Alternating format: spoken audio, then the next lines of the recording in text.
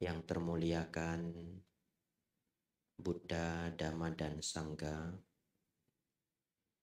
yang berbahagia pimpinan Puja Bakti, para Romo dan Ramani yang hadir, serta Bapak Ibu, Saudara-saudari semuanya, selamat pagi, Namo Buddhaya.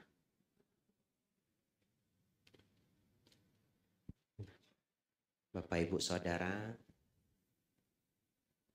penuh kebahagiaan. Hari ini yang hadir ramai sekali ya, ujung ke ujung. Tadi saya hitung kasar ya, hitung kasar yang sebelah pria mungkin sekitar 110 orang sampai 120 orang. Yang ibu-ibu, para wanita mungkin ya hampir 200 orang. Ya. Itu yang tampak ya. Ada loh yang nggak nampak sekarang ya. Yang nggak nampak yang lewat online ya. Nanti ada yang lain lagi yang nggak nampak. Nggak ada tempat juga lagi ya. Kalau yang makhluk yang tidak nampak itu terpaksa di depan-depan sini. Bagi yang bisa nampak ya. Bapak Ibu Saudara, penuh kebahagiaan hari ini kita akan belajar Dharma bersama. Yang belum kenal, nama saya Biku Abijato. Kemarin baru saja selesai kegiatan besar berskala nasional Indonesia Tipitaka Chanting. Selesai, tugas saya juga adalah mengurus Pabaja. Apa itu Pabaja? Pabaja itu adalah latihan jadi samanera atau atasilani, atau samanera itu bahasa Inggrisnya novice monk ya, atau yang sebelum jadi biku. Sebelum jadi biku jadi samanera dulu, atau praktik atasilani selama 2 minggu. Jadi tadi saya lihat sebentar ya, mana tahu murid saya hadir, tapi ada satu ya. Ya, yang rambutnya masih pendek berarti baru ikut atasilani. Ya, bagi yang belum pernah merasakan, nanti silakan mendaftar tahun ini. Kalau rambut sudah pendek begitu, biasanya ibu-ibu, para wanita, ada baiknya satu hal ya. Kalau pergi ke pasar mungkin Anda akan dapat diskon. Ya, kenapa? Karena dikira sakit ya. Ini kisah nyata ya, ada peserta saya lapor ke saya, Bante, saya setelah pulang Pabaja ke pasar sering dikasih diskon. Kenapa? Mereka pikir saya kanker, Bante, katanya begitu ya. Ya, tapi tidak ya, tidak kanker. Bapak Ibu Saudara, bagi yang belum pernah ikut ITC, Indonesia Tipitaka Chanting, saya sangat menyarankan ikutlah. Acara yang sangat besar ya. Panitia bekerja sejak awal tahun. Biasanya setiap bulan 7 sebelum Asada. Bagi yang belum tahu, nanti cari di Medcom. Medcom itu adalah channel resmi komunikasi STI. Ya, ada di Instagram. Saya sendiri sudah tidak pernah buka Instagram ya. Instagram yang saya buat dulu sebelum jadi biku ya ada, bukan tidak ada. Sudah hampir tidak pernah saya buka. Facebook saya juga sudah hampir tidak pernah buka. Jadi saya ini biku yang ketinggalan berita. Tahu berita itu ya dari Bapak Ibu Saudara. Ya. Tapi nanti silakan Bapak Ibu ikut beritanya di Medcom, di Instagram, di Facebook, namanya Medcom STI. Jadi Bapak Ibu bisa tahu kegiatan-kegiatan berskala nasional. Saya menyarankan sekali silahkan ikut tahun-tahun berikutnya. Kalau bisa 2024 bagus. Kalau tidak bisa ya 2025 atau tahun-tahun setelahnya. Bapak Ibu Saudara, besok saya kembali ke Wihara Mendut. Pulang. Sudah harus pulang. Kenapa? Karena tanggal 1 masuk Wasa. Wasa itu adalah masa penyepian untuk biku. Totalnya 3 bulan. Ya. Bante, Untuk apa Bante cerita mau masuk wasa ke kami? Kami kan tidak ikut masuk wasa. Begitu ya. Karena hari ini saya ingin mengajak Bapak Ibu belajar sedikit lebih serius. Hari ini Puja Bakti Cita Rasa Dhamma Kelas. Ya, Puja Bakti Cita Rasa Dhamma Kelas. Supaya apa? Menyambut masa wasa. Masa wasa para biku, para samanera belajar serius. Jadi Bapak Ibu hari ini merasakan belajar Dharma sedikit lebih serius itu seperti apa. Lalu Bapak Ibu Saudara, saya teringat dua hal sebelum kita belajar ya. Saya teringat dua hal. 4 tahun yang lalu, sudah hampir 4 tahun yang lalu, saya teringat saya ikut kelas Dhamma di Thailand. Kelas masa wasa, full 3 bulan. Jadi ada pelajarannya pagi dan sore. Bante-bante yang mengajar juga bante-bante senior, bante-bante sepuh. Pelajarannya banyak, Winaya, ada riwayat hidup Sang Buddha, kemudian pokok dasar agama Buddha, dan yang lainnya. Bapak Ibu tahu, saya duduk paling sebelah kanan. Ada 2 biku dari Indonesia. Saya dengan Bante Sakadamo. Hebatnya, selama pelajaran kami berdua paling serius. Jadi kami duduk paling belakang sebelah kanan. Jadi selama belajar 3 bulan saya tegak begini. Karena kalau saya belajar dimanapun biasanya saya sangat serius, saya tegak mendengarkan.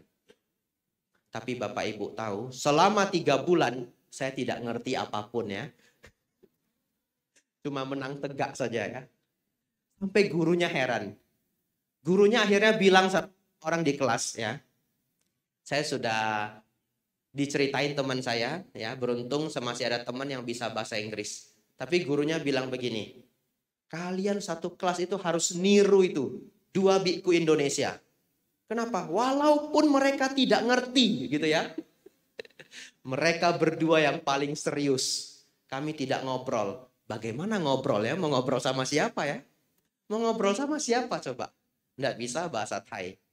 Tapi berjuang, dan berjuang. 1,5 tahun berikutnya saya ikut kelas lagi. Dan sudah paham semuanya. Lalu ada yang menarik. Saya ikut kelas bahasa Pali di Thailand. Lalu ada kelas grammar Pali. Belajarnya lama. Hampir 3 jam kelasnya. Jadi setiap sebelum pergi ke kelas, saya harus minum kopi dulu. Ya, supaya kuat. Tapi gurunya itu punya satu karakter unik.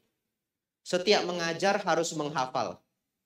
Dan kalau tidak bisa menghafal, tidak boleh pulang. Ditungguin. Jadi kami dikasih PR untuk besok. Besok kamu hafal ini. Nah itu tugas saya.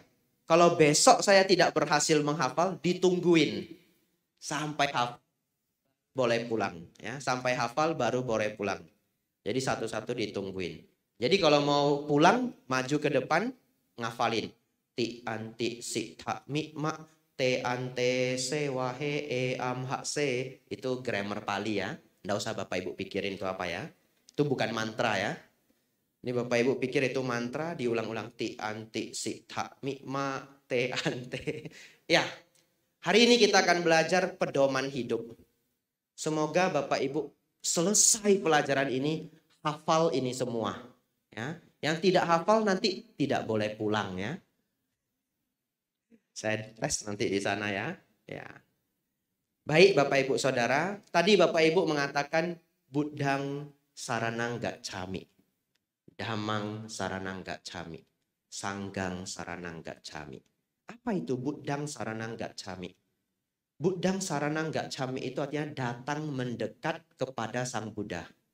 Datang mendekat, saya datang mendekat kepada Sang Buddha. Tapi apa maksudnya datang mendekat? Maksudnya adalah Bapak Ibu mempraktikkan jalan hidup Buddha. Ya, mempraktikkan jalan hidup sesuai anjuran Sang Buddha. Itulah yang disebut datang mendekat kepada Sang Buddha. Dari semua ajaran Sang Buddha, ada satu topik dhamma yang bisa Bapak Ibu jadikan pedoman hidup terbaik. Pedoman hidup terbaik. Apa ini? jalan mulia berunsur 8. Saya yakin di antara yang hadir sudah ada yang sangat kenal jalan mulia berunsur 8. Bante, saya sudah sering dengar Bante. Ya bagus. Kalau sudah sering mendengar bagus. Pertanyaannya, apakah Anda sudah memahami dengan lengkap? Ya. Yang kedua, apakah Anda sudah menghafal semuanya? Tidak hafal, tidak boleh pulang. Ya. Hari ini kita akan belajar 8 ini. Mudah-mudahan setelah ini hafal semuanya. Pelajarannya mungkin setengah jam lebih sedikit. Ini jam 10:15 ya. Baik. Bagi yang menghafal, mari mengulang jalan mulia berunsur 8 bersama dengan saya. Ya, 1 sampai 5 dulu. Yang pertama Bapak Ibu, pandangan benar. Yang pertama apa Bapak Ibu? Pandangan benar. Yang kedua, pikiran benar. Yang kedua, pikiran benar. Yang ketiga, ucapan benar. Yang ketiga, Bapak Ibu, ucapan benar. Yang keempat, perbuatan benar. Yang keempat, perbuatan benar. Yang kelima, mata pencaharian benar. Yang kelima, Bapak Ibu, mata pencaharian benar. Kita belajar 5 dulu. Pikiran benar. Bukan ya? Pandangan benar, pikiran benar, ucapan benar. Kemudian, wah ini sepertinya boleh pulang ini ya. Yang kelima, mata pencaharian benar. Yang 5 ini dulu. Bapak Ibu Saudara, kita mulai dari pandangan benar. Apa yang dimaksud pandangan benar? Setidak-tidaknya memahami 3 hal. Yang pertama, tahu baik dan buruk. Apa itu baik? Baik adalah perbuatan atau cetana, niat melalui pikiran, ucapan, dan perbuatan yang tidak merugikan diri sendiri, tidak merugikan makhluk lain. Bermanfaat bagi diri sendiri, bermanfaat bagi makhluk lain. Sederhananya Bapak Ibu Saudara, perbuatan baik adalah yang membawa manfaat ya, bagi diri sendiri dan makhluk lain. Tidak merugikan diri sendiri, tidak merugikan makhluk lain. Harus ada 4 kriteria ini. Membawa manfaat bagi diri sendiri, makhluk lain. Tidak merugikan diri sendiri, tidak merugikan makhluk lain. Ini disebut baik. Kalau buruk, yang merugikan diri sendiri dan merugikan makhluk lain. Kalau Bapak Ibu sudah tahu definisi ini, maka tidak ada lagi pemikiran baik menurut kita. Karena kata baik itu bisa saja baik di sini belum tentu baik di sana. Benar di sini belum tentu benar di sana. Kalau secara dharma harus universal. Bagaimana baik? Tidak merugikan diri sendiri, tidak merugikan makhluk lain. Bermanfaat bagi diri sendiri, bermanfaat bagi makhluk lain. Memahami baik dan buruk adalah langkah pertama. Yang kedua, memahami hukum kama wipaka. Memahami hukum kama wipaka. Di zaman Sang Buddha, Bapak Ibu Saudara, Sang Buddha mengajar tidak menggunakan pencatatan. Di zaman Sang Buddha, Sang Buddha mengajar dengan Dhammadesana verbal seperti ini, semuanya dihafal oleh para murid-muridnya. Karena di zaman Sang Buddha belum ada buku. Jadi hari ini saya mengajar juga Bapak Ibu tidak perlu pegang notebook. Lalu tidak ada PowerPoint. Yang ada adalah Bapak Ibu menghafal. Begitu ya. Pandangan benar yang pertama memahami baik dan buruk. Yang kedua memahami hukum kama wipaka. Apa yang dimaksud hukum kama wipaka? Hukum sebab akibat Bapak Ibu. Setiap perbuatan akan ada akibatnya. Kalau seseorang berbuat baik, buahnya adalah kebahagiaan. Berbuat buruk, buahnya adalah penderitaan. Sesederhana itu. Berbuat baik, buahnya adalah kebahagiaan. Berbuat buruk, buahnya adalah penderitaan. Kalau seseorang hanya bahkan memahami ini saja, bayangkan ya, kalau seseorang hanya memahami ini saja, maka dia sudah tidak akan melanggar sila secara alamiahnya. Kenapa? Karena setiap kali dia mau mencuri, dia mikir, ini merugikan makhluk lain tidak? Merugikan, maka itu adalah perbuatan jahat. Buahnya apa? Penderitaan. Tidak saya lakukan. Oleh karena itu memahami hukum kamawipaka adalah dasar dari pandangan benar. Dan yang ketiga adalah 4 kebenaran mulia. Memahami 4 kebenaran mulia secara mendasar. Tidak saya jabarkan hari ini. Kalau Bapak Ibu ingin belajar apa itu 4 kebenaran mulia, Bante, itu PR Bapak Ibu nanti di rumah. Pulang, cari di YouTube pelajaran para Bante. Misalkan Bante Santacito, 4 kebenaran mulia. Ya, nanti pulang Bapak Ibu cari 4 kebenaran mulia pelajaran Bante Santacito. Atau mungkin sepertinya belum ada pelajaran saya. Ya, kalau belum ada pelajarannya, next time saya datang mungkin bisa saya jadwalkan belajar 4 kebenaran mulia. Tapi nanti pulang Bapak Ibu cari sendiri. Pandangan benar Bapak Ibu setidak-tidaknya memahami 3 hal. Satu apa Bapak Ibu? Baik dan buruk. Yang nomor 2, hukum kamawipaka. Yang ketiga, memahami 4 kebenaran mulia secara mendasar. Kalau secara advance, secara lengkap, yang memahami 4 kebenaran mulia adalah seorang arahat. Tapi kita memahami secara basic, secara mendasar. Itu adalah syarat pandangan benar. Ya, sudah ada yang mengantuk? Belum ya? Nah, kalau mengantuk masih ada 7 ini ya. Ya. Inilah cita rasa kelas Dhamma ya. Inilah yang saya rasakan bertahun-tahun ya. Bapak Ibu merasakan 1 hari ya. Jadi kalau Bapak Ibu berpikir, kenapa ya Bante? Kalau para biku ditanya-tanya Dharma, semuanya bisa menjawab. Ya iya, yang Bapak Ibu lihat adalah hasilnya ya. Yang tidak Bapak Ibu lihat adalah kami ikut kelas bertahun-tahun ya. Kadang-kadang sudah ngantuk pun harus tegak begini. Ya, lalu kalau sudah ngantuk, bangun lagi ya. Ya, semoga yang di sini jangan ada yang ngantuk ya. Baru 1, masih ada 7 lagi ya. Ya, baik.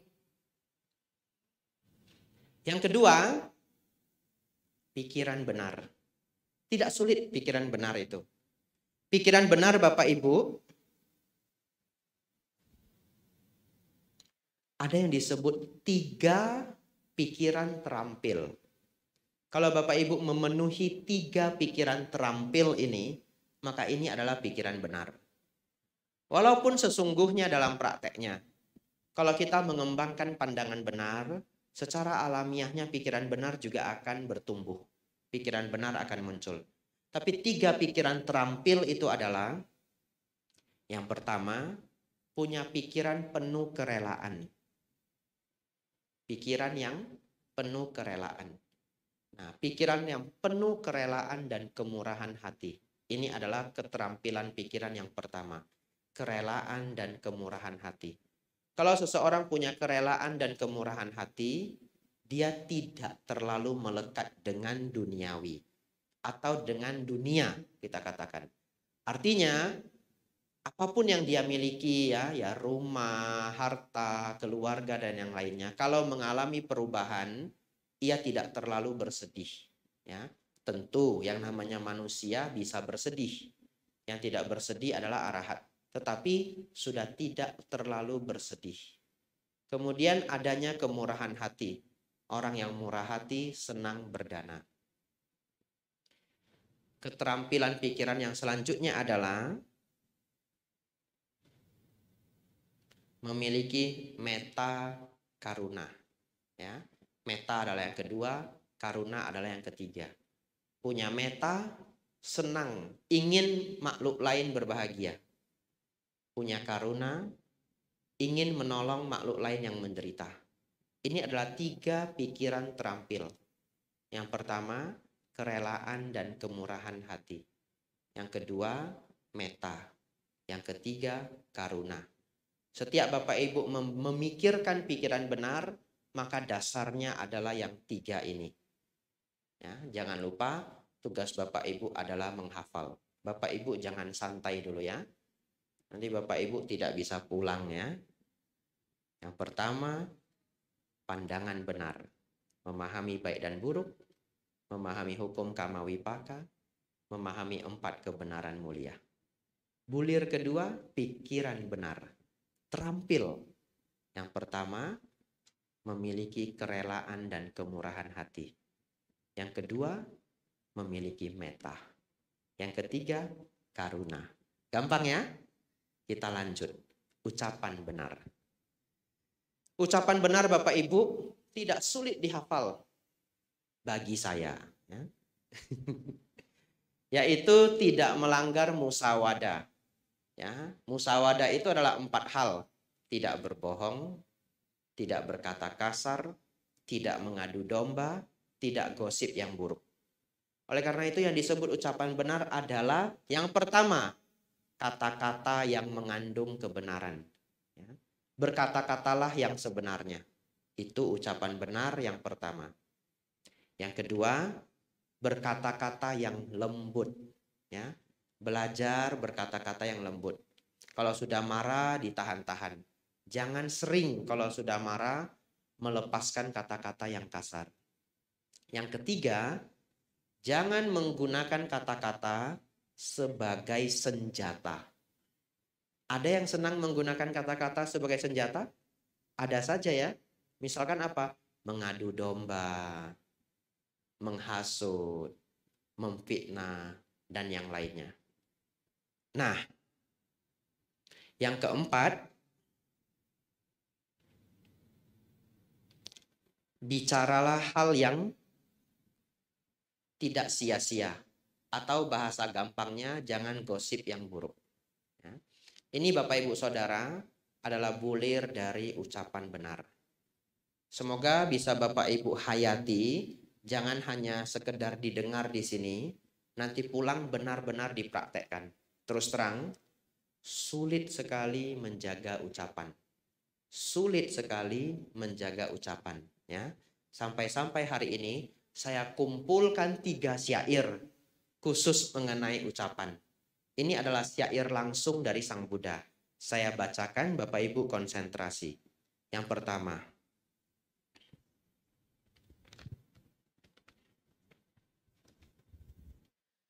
Dari kitab Sutta Nipata ayat 657. Semua orang yang dilahirkan dengan kampak di mulutnya. Orang bodoh menggunakan bahasa yang melecehkan, melukai dirinya sendiri maupun orang lain. Bapak Ibu Saudara, setiap dari kita lahir dengan kampak di mulut kita. Ya, hati-hatilah dalam menggunakan ucapan. Syair yang kedua.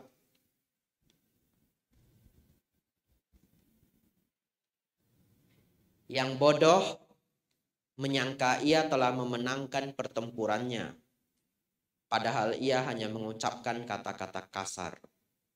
Tetapi hanya dengan mengetahui bagaimana caranya bersabar yang menjadikan seorang pemenang. Jadi yang pertama Bapak Ibu, kita lahir dengan kampak di mulut kita, jangan digunakan. Tapi bagaimana kalau Bapak Ibu yang dikampak? Betul ya? Kadang-kadang kita dikampak ya dengan ucapan. Kalau Bapak Ibu dikampak dengan ucapan, jangan membalas dengan kampak. Tapi Sang Buddha mengatakan apa? Tetapi hanya dengan mengetahui bagaimana caranya bersabar yang menjadikannya seorang pemenang. Bersabar saja, ya. Bersabar saja. Kamu ini bagaimana? Kerja enggak betul, bukannya kerja dengan serius, enggak mau belajar. Kapan kamu bisa pintar? Hah? Tidak pernah pintar-pintar. Tahu enggak apa artinya tidak pintar-pintar? Tidak pintar-pintar itu artinya bodoh, gitu ya. Wah, sakit hati sampai sumsum tulang belakangnya. Tiba-tiba muncul syair. Suara saya muncul di kepala Bapak Ibu. Tetapi hanya dengan mengetahui bagaimana caranya bersabar yang menjadikan seorang pemenang. Begitu ya? Ya, Bapak Ibu, kalau dimarahi seseorang, bersabarlah. Syair terakhir. Banti nanti syairnya dihafal enggak? Enggak perlu ya. Syairnya juga dihafal, enggak pulang semuanya ya. Ya. Selanjutnya, ucapkan kata-kata yang baik. Kata-kata yang disambut dan membangkitkan sukacita. Kata-kata yang tidak bernada beritikat buruk. Bicaralah baik-baik kepada sesama. Sutta Nipata 452. Nasihat dari Sang Buddha, berbicaralah yang baik kepada sesama. Bapak Ibu Saudara, jangan mengkampak orang lain dengan ucapan. Kalau dikampak, bersabarlah. Dan berbicaralah baik kepada sesama. Begitu ya. Mulai hari ini kalau Bapak Ibu sudah marah, jangan berbicara ya. Diam saja. Jangan sakiti orang lain. Diam saja. Nah, kalau susah diam, ingat saya ya. Wajah saya tiba-tiba muncul, nggak jadi marah lah. Begitu ya. Ya. Lalu Bante, gimana supaya ucapan saya selalu baik? Ucapan yang dilandasi metta dan karuna, ya. Ucapan yang dilandasi metta dan karuna. Kalau Bapak Ibu ingat ini saja, kalimat ini saja, ucapan yang dilandasi metta dan karuna, Bapak Ibu sudah akan selamat setiap waktu. Karena ucapan yang tidak dilandasi metta karuna kadang-kadang membahayakan kita, ya. Apa maknanya? Nanti Bapak Ibu pulang renungkan sendiri, ya. Ucapan yang dilandasi dengan metta dan karuna. Selanjutnya Bapak Ibu Saudara, perbuatan benar. Bulir nomor 4 ya. Masih konsentrasi ya? Baik, masih konsentrasi. Baru 15 menit ya. Nah itu kelasnya baru 15 menit. Kita lanjutkan. Yang nomor 4 ini tidak saya jelaskan terlalu panjang. Karena hari ini kita belajar 8 poin. Gampang saja. Perbuatan yang benar, yang tidak melanggar 5 sila. Ya, yang tidak melanggar 5 sila. Bapak Ibu sudah sangat hafal bagian ini. Tapi kalau Bapak Ibu ada waktu, ada kesempatan, ada tekad, juga sangat baik praktik 8 sila. Ya, praktik 8 sila agar terbiasa dengan perbuatan benar, perbuatan berkualitas. Ada satu syair yang saya ambil. Karena kalau Bapak Ibu tidak berbuat benar, maka khawatirnya Bapak Ibu melakukan karma buruk. Perbuatan yang disertai dengan kebencian itu pasti biasanya akan melukai makhluk lain. Diingat satu syair ini Bapak Ibu Saudara, syair dari Sang Buddha. Kebencian tidak pernah dapat diatasi dengan kebencian. Hanya lewat kebersahabatan penuh kasihlah kebencian berhenti. Inilah hukum yang kekal, ya. Kebencian tidak akan pernah selesai jika dibalas dengan kebencian. Kebencian dibalas dengan kesahabatan, kebersahabatan yang penuh kasih. Artinya kalau Bapak Ibu, ada orang yang Bapak Ibu benci, Bapak Ibu balas dengan kebencian tidak akan selesai. Takutnya nanti ketemu lagi di kehidupan yang selanjutnya ya. Lahir jadi tetangganya. Nanti Bapak Ibu, kemanapun Bapak Ibu pergi, tetangganya dia. Kacau juga ya. Ya, kalau begitu bagaimana? Ya janganlah membenci, balaslah dengan kebersahabatan. Sulit Bante, yaitu sulit. Tapi Sang Buddha mengatakan inilah hukum yang kekal. Ya, lanjut. Nomor 5, mata pencaharian benar. Bisa menggunakan kata-kata lain adalah cara hidup yang benar. Juga tidak sulit Bapak Ibu Saudara. Bermata pencaharian yang tidak melanggar sila, tidak merugikan makhluk lain. Ya, ada 3 pertanyaan. Jadi hari ini saya tanya Bapak Ibu, silakan jawab dalam hati. Apakah pekerjaan Bapak Ibu sudah sesuai dengan jalan mulia berunsur 8 atau tidak? Yang pertama, apakah pekerjaan kita berbahaya bagi orang lain maupun diri sendiri? Jika masih pekerjaan kita membahayakan orang lain ataupun diri sendiri, maka pekerjaan kita belum disebut pekerjaan yang benar. Ya. Masih ada resiko penderitaannya. Yang kedua, apakah melanggar 5 sila atau tidak? Ya. Dan yang ketiga, nah ini pentingnya, apakah pekerjaan kita membuat pikiran kita jadi sulit tenang? Ya. Kalau pekerjaan kita membuat kita jadi sulit tenang, maka itu juga tidak sesuai kriteria jalan mulia berunsur 8. Karena pikiran yang tidak tenang itu adalah dukkha. Jadi kalau Bapak Ibu yang hadir di sini jualan, kerja dan yang lainnya yang bermanfaat bagi orang lain, bersyukurlah ya. Walaupun bekerja itu melelahkan tetapi membawa manfaat bagi makhluk lain.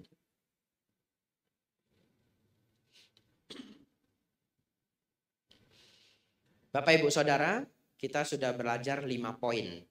Saya berharap Bapak Ibu selalu bisa menghafal 5 poin ini. 5 poin ini membuat hidup kita menjadi sangat baik. Pandangan benar, pikiran benar, ucapan benar, perbuatan benar, mata pencaharian benar. Cara hafalnya bagaimana Bante? Dimulai dari pandangan.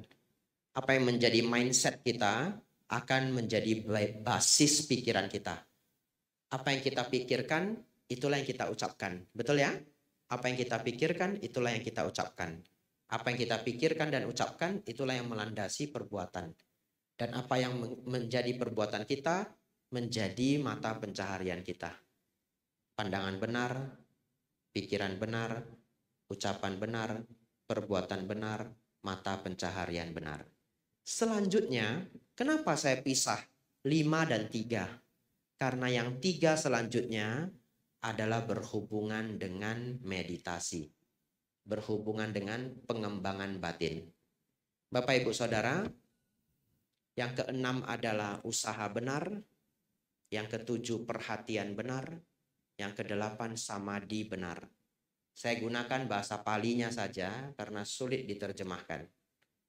Yang ke-6 apa Bapak Ibu? Usaha benar. Yang ke-7 Bapak Ibu? Perhatian benar. Yang ke-8 Bapak Ibu? Samadhi benar. Bapak Ibu Saudara, 3 ini disebut cita bhawana, pengembangan batin. Bahasa sederhananya meditasi. Meditasi itu bahasa Yunani, artinya perenungan. Tetapi dalam bahasa Pali, Sang Buddha menggunakan cita bhawana. Sang Buddha menggunakan cita bhawana, pengembangan batin. Bapak Ibu Saudara, ini 10 menit akan saya bahas 3 topik ini, 3 bagian ini. Bapak Ibu harus sangat konsentrasi. Ya, yang sudah lelah, sedikit ngantuk, tegakkan konsentrasi. Karena pelajaran hari ini penting. Jalan mulia berunsur 8 akan menjadi pedoman hidup Bapak Ibu seumur hidup. Praktikkanlah ini. Bapak Ibu bahkan akan mencapai kesucian. Yang ke-6, usaha benar. Bagaimana Bante usaha benar disebut sebagai meditasi? Bagaimana Bante usaha benar disebut sebagai cita bhawana pengembangan batin? Karena usaha benar itu berhubungan langsung dengan batin. Syaratnya adalah 4. Kalau kita mengatakan kita praktek usaha benar sama wayama, maka kita melakukan 4 hal. 1, pikiran buruk yang belum muncul diusahakan tidak muncul. Pikiran buruk yang telah muncul dilenyapkan. Pikiran baik yang belum muncul diusahakan untuk muncul. Pikiran baik yang telah muncul dikembangkan. Bante, yang baik itu apa? Yang buruk itu apa? Yang buruk itu yang berhubungan dengan dosa, loba, moha. Kalau Bapak Ibu muncul kebencian, muncul keserakahan, muncul ego, kesombongan, cepat-cepat dilenyapkan dalam pikirannya. Jangan diikuti, ya. Pikiran buruk yang belum muncul diusahakan tidak muncul. Pikiran buruk yang telah muncul dilenyapkan. Pikiran baik yang belum muncul diusahakan untuk muncul. Pikiran baik yang sudah muncul dikembangkan. Jadi Bapak Ibu Saudara, meditasi itu tidak hanya duduk diam 1 jam atau setengah jam, tapi setiap harinya kita juga bisa bermeditasi. Basis awalnya adalah sama wayama, usaha benar. Setiap Bapak Ibu muncul pikiran negatif, pikiran yang tertarik oleh kilesa, dosa, loba, moha, dan Bapak Ibu cepat-cepat meredakannya, itu Bapak Ibu sedang mempraktikkan cita bhawana. Semoga diingat seumur hidup. Bapak Ibu Saudara, yang ke-7. Yang ke-7 ini yang paling sering membuat orang bingung. Jadi kalau Bapak Ibu bingung yang nomor 7 rasanya sayang. Karena sudah belajar 1 sampai 6. Kalau 8 samadhi benar ya semua orang bisa mengerti. Meditasi benar, Saya sudah pernah ikut kelas meditasi Bante, meditasi saya sudah benar, bagus. Sekarang yang nomor 7 ini gantung, perhatian benar. Apa yang dimaksud perhatian benar? Apakah Bapak Ibu Saudara selama ini sudah memperhatikan yang benar-benar? Nah, ternyata perhatian benar itu adalah memperhatikan segala sesuatu dengan karakteristik alamiahnya. Gampangnya apa? Ingat saja, hafal saja. Anicca, dukkha, anatta. Anicca, dukkha, anatta. Setiap kali Bapak Ibu memperhatikan sesuatu, muncul kebijaksanaan, paham bahwa yang kita amati adalah anicca, dukkha, anatta. Apa maksudnya Bante? Bapak Ibu memperhatikan tubuh ini. Apakah tubuh ini berubah atau tidak berubah? Berubah ya.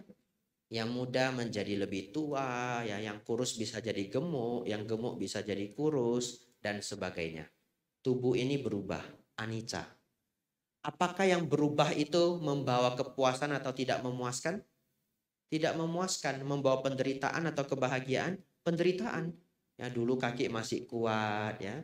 Kalau sudah 50 ke atas ya sudah ngilu-ngilu, ngilu di sini, ngilu di sini, ya. Ngilu di sini.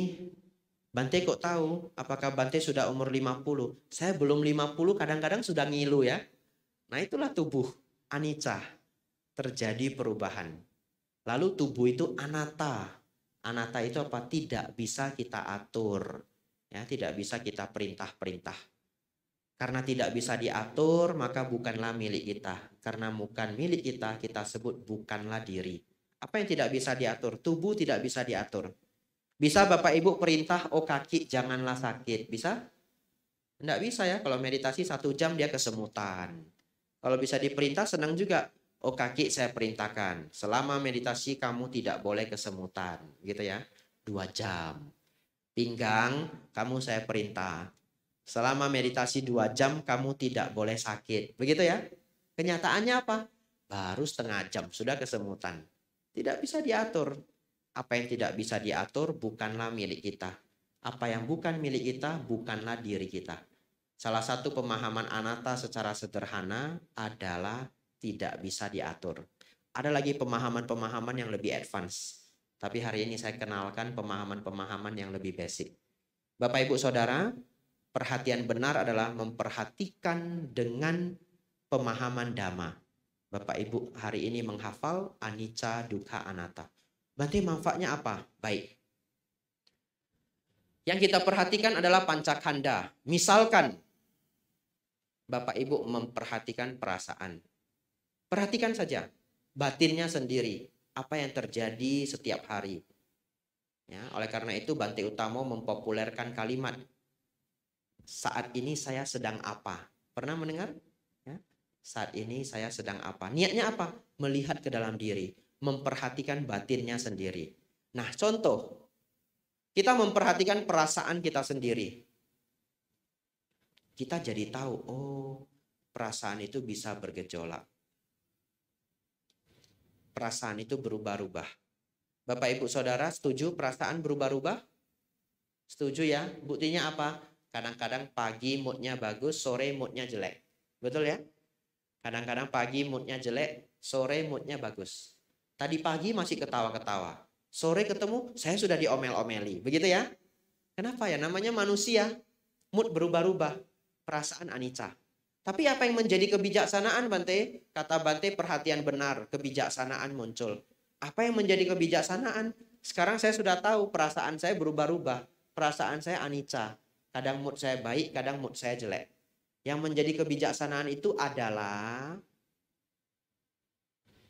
bahwa secara alamiahnya perasaan itu memang bisa berubah.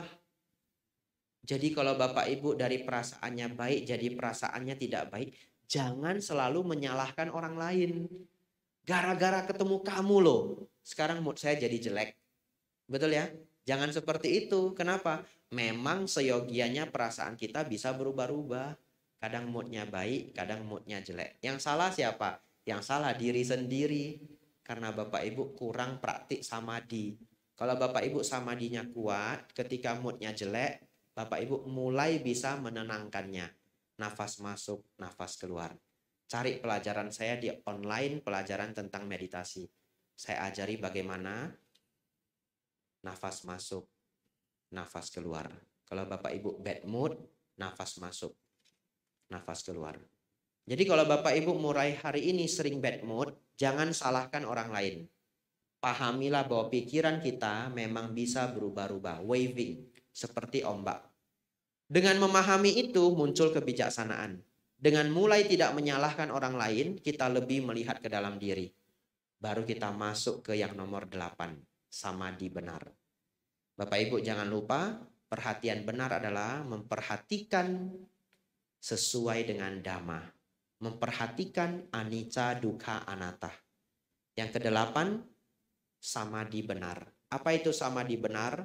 Praktek yang membawa pada batin yang menjadi luhur. Batin yang menjadi luhur itu jauh dari dosa, loba, moha. Metta, karuna, mudita, upekha berkembang. Dan bahkan mencapai tingkatan-tingkatan tinggi yang disebut dengan jhana. Tapi tidak saya bahas hari ini. Tetapi samadhi benar adalah pikiran yang sudah muncul konsentrasi yang lebih tinggi yang membawa pada ketenangan. Misalkan apa? Meditasi nafas masuk, nafas keluar. Bagi yang belum pernah ikut, nanti dicari pelatihan mengenai meditasi. Ya, meditasi anapanasati. Nafas masuk, nafas keluar. Bapak Ibu Saudara,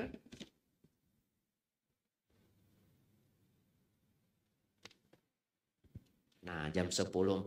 Ada jam di situ ya, silakan lihat ya. Nah, tepat janji.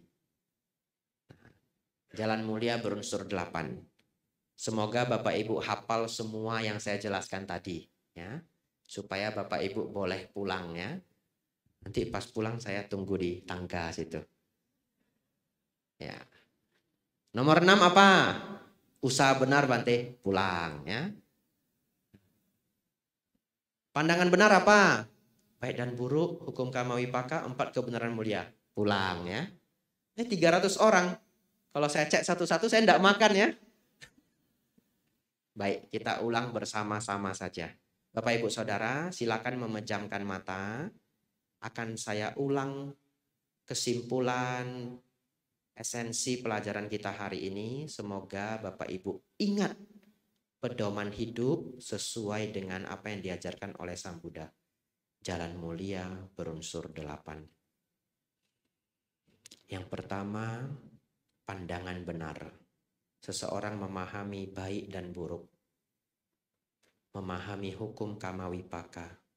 Memahami 4 kebenaran mulia secara mendasar. Setelah pandangan benar muncul yang kedua, pikiran benar. Pikiran yang benar, yang terampil, memiliki 3 karakter. Yang pertama, kerelaan dan kemurahan hati. Yang kedua, pikiran penuh metta. Dan yang ketiga, pikiran yang penuh dengan karuna. Yang ketiga, ucapan benar. Ucapan yang jauh dari musawada. Berkata-kata yang jujur, berkata-kata yang lembut, tidak menggunakan kata-kata sebagai senjata, dan tidak gosip yang buruk. 4 ini adalah ucapan yang benar, ucapan yang baik. Semoga Bapak Ibu senantiasa melatih ucapan yang baik ini. Yang kelima, yang keempat, perbuatan benar. Perbuatan yang tidak melanggar 5 sila. Yang kelima, mata pencaharian benar. Mata pencaharian yang tidak membahayakan diri sendiri dan makhluk lain. Yang tidak melanggar 5 sila. Dan yang membawa hidup yang tenang. Yang keenam, usaha benar. Yang sudah merupakan bagian dari cita bawana pengembangan batin. Dengan mempraktikkan usaha benar, kita berusaha. Pikiran buruk yang belum muncul, diusahakan tidak muncul. Pikiran buruk yang telah muncul, diusahakan untuk dilenyapkan. Pikiran baik yang belum muncul, diusahakan untuk muncul. pikiran baik yang telah muncul dikembangkan. Setelah kita praktik sama wayama, usaha benar, kita mempraktikkan sati benar, perhatian benar, memperhatikan anicca, dukkha, dan anatta dalam aspek kehidupan kita maupun dalam ketika praktik meditasi vipassana. Memperhatikan anicca, dukkha, dan anatta. Dan yang kedelapan, samadhi benar. Melatih batin, menyucikan hati dan pikiran, berkonsentrasi dan menenangkan pikiran-pikiran yang kacau. Salah satunya adalah praktik anapanasati, meditasi nafas. Semoga Bapak Ibu Saudara senantiasa mempraktikkan jalan mulia berunsur 8 ini sebagai pedoman hidup Bapak Ibu untuk selama-lamanya. Sabe sata bawantu sukitata, semoga semua makhluk hidup berbahagia. Sadu, sadu, sadu.